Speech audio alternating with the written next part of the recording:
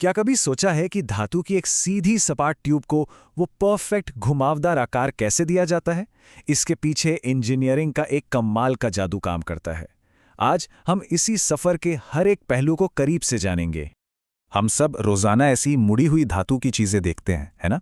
पर शायद ये ख्याल आता है कि एक सीधी ट्यूब को इतनी सफाई से, इतनी सटीकता से ये आकार दिया कैसे जाता है।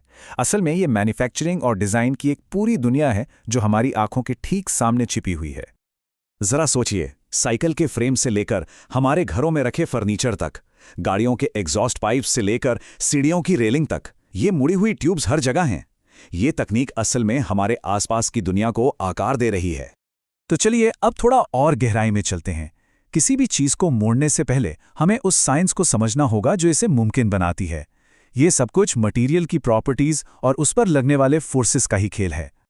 देखिए, किसी भी धातु को अगर हमेशा के लिए मोड़ना है तो उसे उसके यील्ड पॉइंट से आगे ले जाना पड़ता है। ये वो लिमिट है जिसके बाद धातु वापस अपने पुराने आकार में नहीं आ सकती। इसको ऐसे समझिए जैसे किसी रबर बैंड को इतना खींच दिया जाए कि वो हमेशा के लिए वैसा ही ढीला रह जाए। जब कोई ट्यूब मुड़ती है ना, तो एक ही समय पर दो बिल्कुल उल्टी चीजें हो रही होती हैं।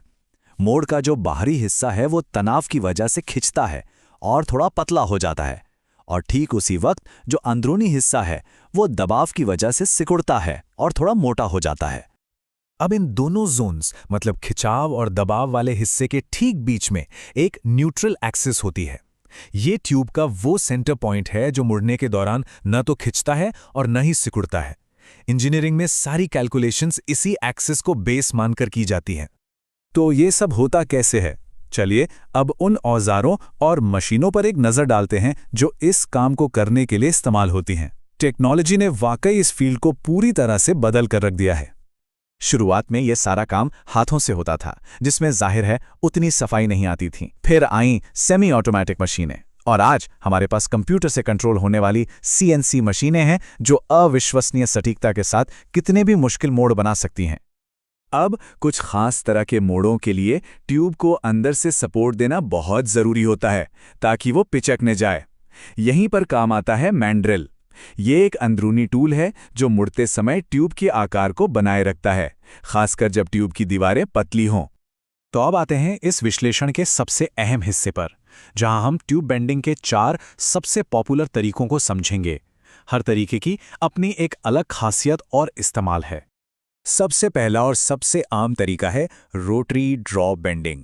इसमें होता क्या है कि ट्यूब को एक घूमने वाली डाई से कस दिया जाता है। फिर एक प्रेशर डाई ट्यूब को सही जगह पर रखती है, और जैसे ही बेंड डाई घूमती है, ट्यूब बहुत सटीकता से उसके चारों ओर खिंचती चली जाती है। ये तरीका बहुत सटीक है और इससे 180 डिग्री तक के मोड़ भी बनाए जा सकते हैं। कंप्रेशन बेंडिंग में मामला थोड़ा अलग है। इसमें बेंडिंग डाई अपनी जगह पर स्थिर रहती है और एक वाइप शू ट्यूब को उसके चारों ओर मोड़ता है। ये तरीका तब बहुत काम आता है जब दो मोड़ों के बीच ट्यूब को पकड़ने के लिए ज्यादा जगह न बची हो। रैम बेंडिंग, जैसा कि नाम से ही लगता है, ये एक बहुत ही सीधी और दमदार प्रक्रिया है। इसमें एक हाइड्रोलिक प्रेस का इस्तेमाल करके ट्यूब को 2 सपोर्टिंग डाइज के बीच मोड़ा जाता है।